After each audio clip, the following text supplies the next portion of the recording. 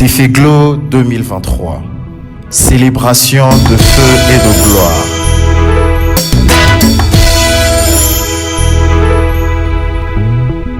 Mais laissez-moi quand même dire un mot, quelques mots. L'instrument que Dieu va nous parler ce soir, à l'occasion des 18e années de distance de cette église, de cette communauté, dans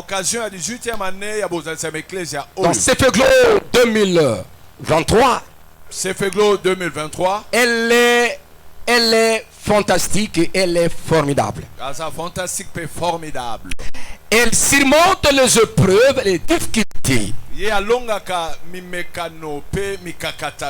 tel que vous voyez cette communauté, comment elle est en train de s'étendre à gauche à droite, Fire Ministries,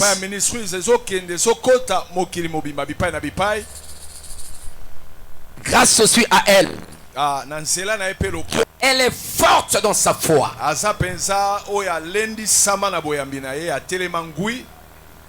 Pendant les 18 ans,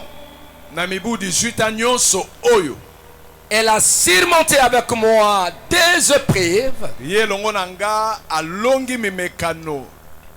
Et elle était, n'est-ce pas, un ingrédient ou, n'est-ce pas, une force que Dieu avait placée à mes côtés pour que cette œuvre aille de l'avant.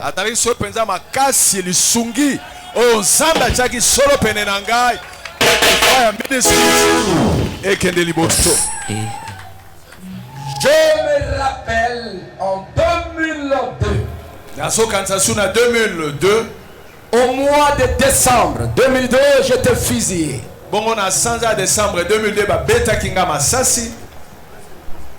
Oui, elle était la première secouriste.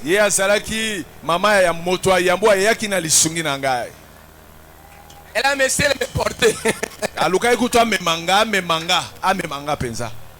Oh, gloire à Dieu. Mais je vis en elle la chose de Dieu. Et le jour que je devais sortir de l'hôpital, le Seigneur m'a dit de prêcher toutes les chambres, dans toutes les chambres qui étaient dans ce pavillon 5. Où il y avait des gens qui avaient des problèmes, ceux qui ont subi les imputations, des officiers, des colonels, qui ont été amputés à cause, n'est-ce pas, de passer par là. J'ai commencé à prier, chambre par chambre. Dès que je suis sorti, je le dis, avec, n'est-ce pas, hein, mon bras, avec douleur, je vais directement t'inscrire, n'est-ce pas, pour que tu fasses la théologie.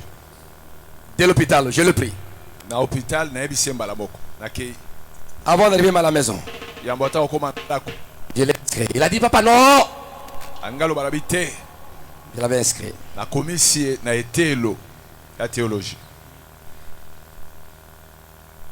Et elle avait bien travaillé. Des années, elle a défendu. Et j'ai vu son courage. Il dit ce que Dieu avait permis.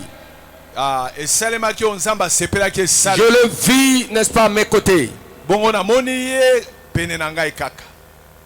Et Dieu, nous avons vu Dieu avec elle. Nous avons vu Dieu à l'épreuve, à l'œuvre. Et au milieu des épreuves, nous avons expérimenté Dieu ensemble avec elle.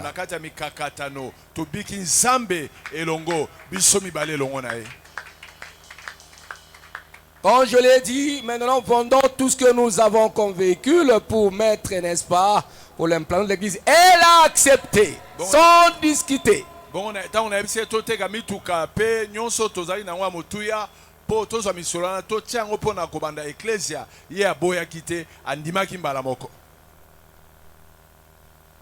Pour chercher l'endroit pour l'implantation de l'église, Nous sommes allés avec elle. On cherchait ensemble. Non, je ne vais pas prêcher, je ne vais pas témoigner. Mais j'ai vu en elle une brave femme.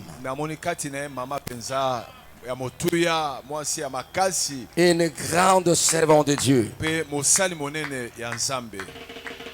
Et elle a passé du temps avant qu'elle soit ordonnée.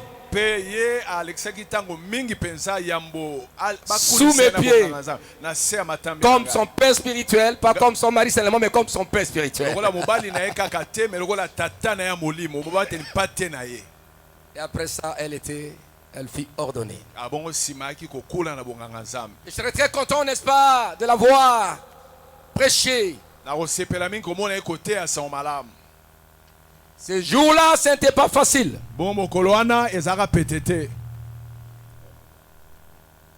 Ce jour-là, on m'avait appelé. On m'avait dit de rester, mais avec elle aussi. Que ta femme soit aussi. Avec ma femme aussi. Comment expliquer ça? J'ai posé la question à d'autres pasteurs.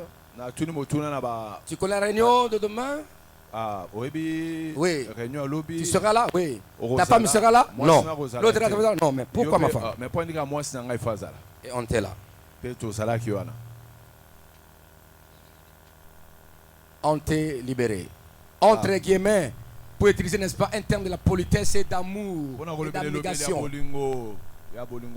On t'est libéré. Mais dans le vrai sens, on t'est chassé.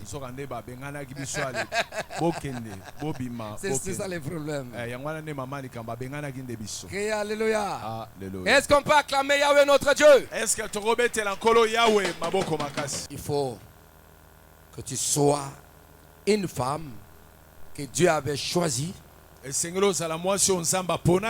pour que tu sois à côté du leader, pour que vous voyez ce fruit, cette église qui est en train de se répandre par-ci par-là. Et voici 18 ans. 18 ans. 18 ans. 18 ans yangoyo. Vous me ferez plaisir encore une fois de recevoir cette grande dame. Elle est dans l'orthodoxie de la parole, pleine de détermination et de foi. Il fallait qu'elle soit elle, la première dame de la communauté Fire Ministries. Elle est disciplinée et elle discipline les gens aussi. Elle ne marche pas seulement quand il te dit la vérité, tant.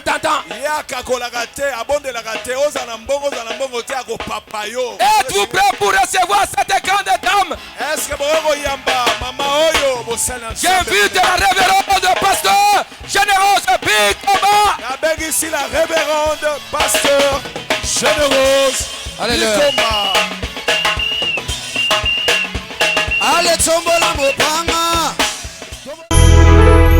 Fire Ministries, 18 ans déjà.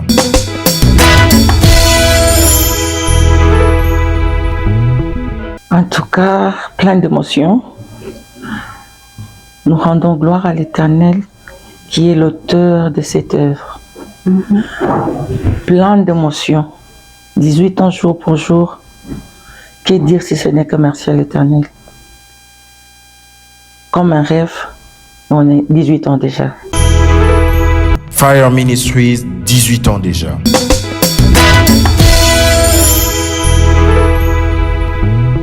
Bénissons l'Éternel pour cette deuxième journée glorieuse où Dieu nous a parlé au travers de sa servante, la révérende pasteur Généreuse Bikoma.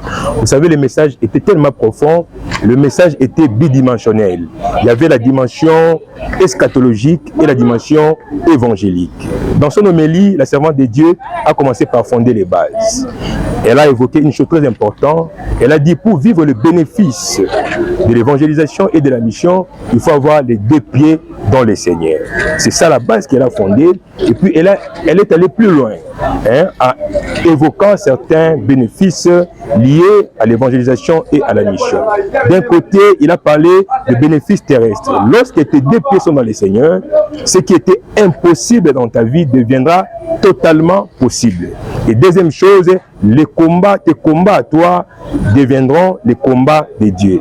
Voilà pourquoi nous sommes appelés à avoir nos deux pieds sur terre. Et pour ce faire, nous devons reconnaître Jésus-Christ dans notre vie comme Seigneur et Sauveur. Et il a évoqué encore un bénéfice qui est céleste. Il a parlé de notre félicité éternelle. Lorsque nous avons les deux pieds sur terre, lorsque nous combattons les bons combats de la foi, lorsque nous bannissons l'hypocrisie, le ciel nous attend, la couronne nous attend. Ceux qui avaient deux pieds dedans, c'est-à-dire craignaient l'Éternel, et ils connaissaient l'Éternel. Il y avait ceux qui avaient un pied dedans, un pied dehors, les hypocrites. Et il y avait ceux qui avaient deux pieds dehors, qui ne croyaient même pas à l'existence de l'Éternel. Ce soir, nous voulons que l'Éternel nous amène à la hauteur de comprendre que nous devons avoir nos deux pieds dedans. Parce que pour bénéficier de quelque chose, toi tu dois trouver un gain. Tu dois profiter de la chose. Tu dois découvrir l'avantage. Amen, amen. Les bénéfices, nous allons dire en un mot que ce sont les avantages. Alléluia. Amen. Mais lorsqu'on dit le bénéfice de l'évangélisation, c'est-à-dire les bénéfices de qu'on est en train d'annoncer la bonne nouvelle. Amen, amen. Et de la mission, c'est-à-dire les bénéfices de lorsqu'on est en train d'annoncer la bonne nouvelle et d'accomplir la tâche que l'Éternel t'a mandaté, que l'Éternel t'a mandaté correctement, selon ta destinée terrestre et céleste. C'est-à-dire, depuis l'éternité, l'Éternel avait arrêté quelque chose pour toi et moi. D'où chacun de nous a sa part, l'Éternel a sa part. Comment y arriver si nous sommes ignorants? Pour y arriver, nous avons besoin de connaître quelqu'un. Nous devons connaître Jésus. C'est lui qui s'est sacrifié pour que nous soyons délivrés de l'emprise de l'ennemi. Dès qu'on le découvre, on l'accepte, on le reçoit comme Seigneur et Sauveur, il est notre guide. Il est celui qui combat pour nous. Il fait de nos combats ses combats. Voilà l'avantage que nous avons sur le plan terrestre. Fire Ministries, 18 ans déjà.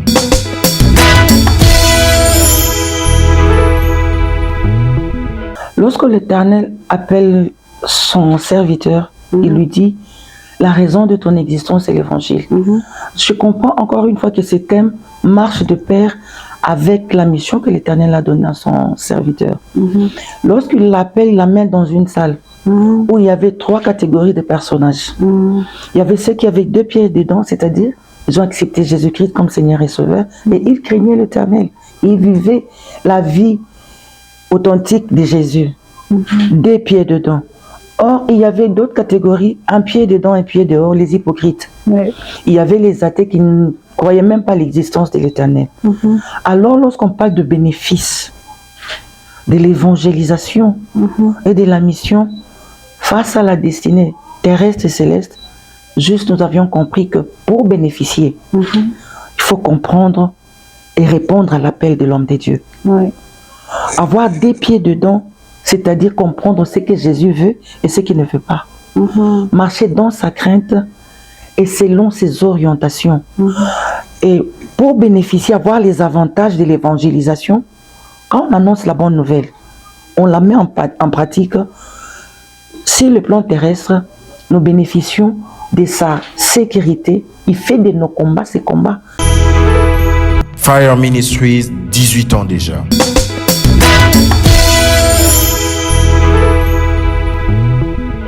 Toi aussi, l'Éternel t'a fait sortir quelque part. Il y a les gens qui se liguent aussi contre toi, qui se disent Cette personne est en face de moi. L'Éternel est sorti avec lui quelque part. Certainement que l'Éternel va bénir cette personne. Moi, je dois m'élever pour contrecarrer ces bénédictions. Amen, amen. Il y a quelqu'un qui a déjà vu ta bénédiction avant que toi tu puisses même la posséder. Et cette personne-là ne va pas te laisser aller. C'est là que le pasteur nous a dit hier que quand l'Éternel décide de faire quelque chose, il y a les combats. Les épreuves, ça existe. Mais seulement, ils ne vont pas vaincre. Et là, nous voulons amplifier en disant ceci. La vie la plus difficile, c'est la vie chrétienne, mes amis. La vie la plus difficile, c'est la vie chrétienne. Lorsque l'Éternel s'élève avec toi, il te tient à la main, il décide d'accomplir ce qu'il avait arrêté depuis l'éternité. Mais il y a aussi les gens qui s'élèvent pour empêcher l'accomplissement de ce que l'Éternel avait arrêté. Amen, amen. Amen. Balak cherche Balaam. Avec quelle mission? De maudire le peuple de Dieu qui est sorti d'Égypte. Il parle avec précision. Il dit que ce peuple est plus puissant que moi. Maudis-moi ce peuple. Alléluia. Amen. Il dit quoi? Maudis-moi ce peuple. Il est plus puissant que moi. Laisse-moi te dire, mon ami. Aussi longtemps que tu es parmi les ils viendront. Ce soir que l'Éternel t'aide à comprendre que tu n'as pas besoin d'avoir un pied dedans, un pied dehors. Pour que tu puisses bénéficier des avantages de ce que l'Éternel avait arrêté depuis l'éternité. Amen. Si tu as les pieds dedans, avec Jésus, l'Éternel fera de tes combats ses combats. Si tu ne te détaches pas de la source de ta bénédiction, tu vas bénéficier de ce que l'Éternel avait arrêté. Que tu le veuilles ou pas, ça n'a pas commencé aujourd'hui. C'est depuis l'éternité. Même au ciel, il y a eu le combat.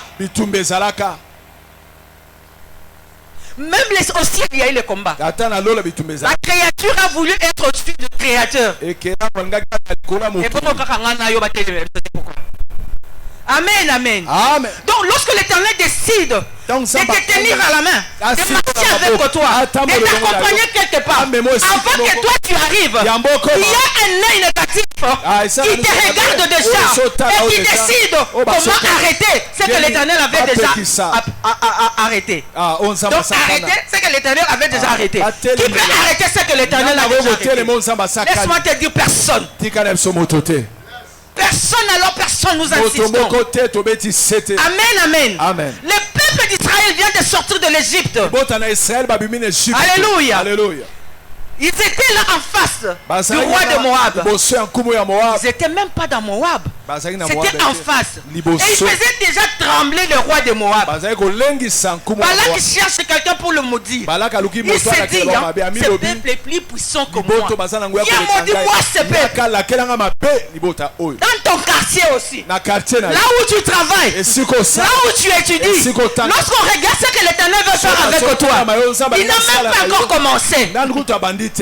Ils ont 4 yeux. Ils ont 20 yeux. Ils ont déjà compris que c'est maintenant le temps de Dieu. Ils vont maintenant te distraire, que tu puisses te détacher de la source de ta bénédiction. Fire Ministries, 18 ans déjà.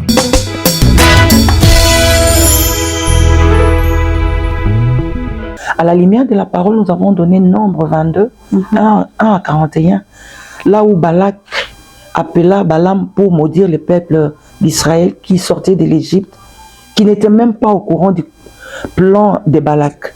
Juste parce qu'il a compris que c'est un peuple puissant, et il a cherché à nuire. Mais l'Éternel n'a pas laissé ça comme ça. Comme il marchait dans sa crainte, l'Éternel a pris la défense.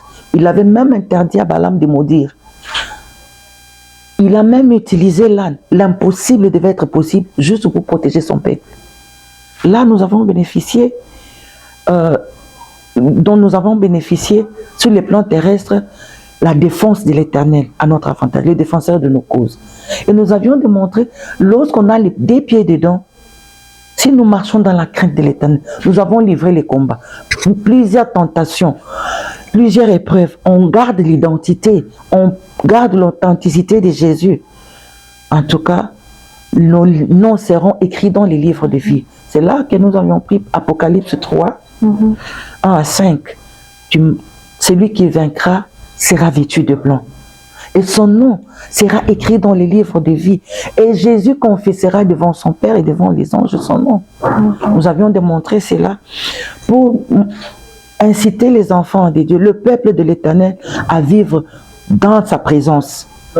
Pas l'hypocrisie, n'est pas avoir un pied dedans, un pied dehors, comme si Jésus n'existait pas. Nous avons des comptes à rendre à l'Éternel. Qu'importe les vents et marées, nous devons demeurer dans sa présence. L'aimer sincèrement, marcher avec lui. Et nous avons comme avantage la protection, l'élévation, son amour à notre égard. Et tout ce dont nous avons besoin, il nous accorde. Si dans ta famille, il y a quelqu'un qui s'élève, qui se tient au-dessus de l'Éternel, pour décider dans ta vie, ce soir, pour te dire que c'est un menteur. C'est un menteur. C'est un menteur. Nous savons qu'il n'y a qu'un seul Dieu. Quand il dit un mot, la chose arrive. Et personne ne peut contredire ce que lui a arrêté. Depuis l'éternité, il connaît chacun de nous par son nom. Ce soir, que l'Éternel te ramène auprès de lui. Afin que tu comprennes. Si tu te détaches de lui, la personne qui s'élève dans ta famille aura de l'autorité sur toi. Mais si toi tu t'accroches à l'Éternel avec les deux pieds dedans, qu'importe le vent et marées, que 1000 tombent à ton côté, 10 000 à ta droite, tu seras toujours vainqueur. L'Éternel fera de tes combats ses combats. Fire Ministries, 18 ans déjà.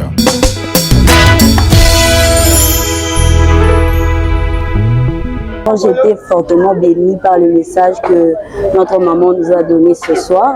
Je lui ai retenir certains points comme quand elle nous a parlé du fait que, en étant chrétien, nous devons apprendre à marcher dans la vérité, à ne pas avoir de double face ou bien être hypocrite ou avoir une vie de mensonge, mais de savoir marcher convenablement dans la parole de Dieu et dans la vérité. Ce que Dieu a déjà fait pour moi au travers de ce ministère, c'est trop à dire, trop à citer, on ne peut même pas mesurer. Donc, je ne sais même pas par où commencer au fait, mais je peux juste dire que la grandeur de Dieu est sans mesure. Ce que j'ai aimé lorsque la servante de Dieu parlait, elle a dit pour bénéficier de l'avantage de ta destinée terrestre et céleste, il ne faut pas te déconnecter de ta source de bénédiction. Et il y a eu beaucoup de choses que Dieu a fait dans ma vie. Je suis venu dans cette église, je n'avais pas un diplôme de l'université. J'ai eu mon diplôme de graduat ici, dans cette église. J'ai eu mon diplôme de licence ici, dans cette église. Je ne savais pas prier, je ne savais pas conduire même la prière. Mais grâce à cette église, grâce à son serviteur, le révérend Dr Freddy Bikomba, il nous a coachés et il nous a impliqué beaucoup de choses et nous sommes bénéficiaires aujourd'hui. Fire Ministries, 18 ans déjà.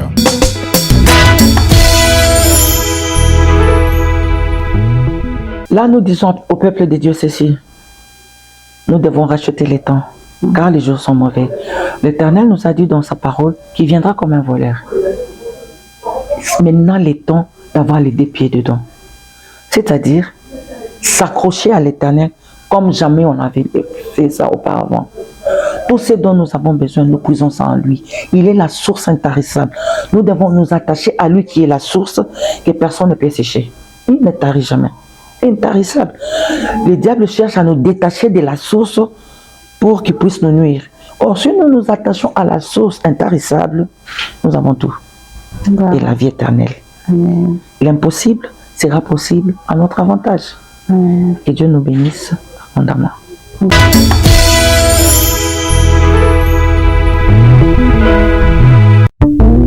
Cefeglo 2023. Célébration de feu et de gloire. Fire Ministries, 18 ans déjà.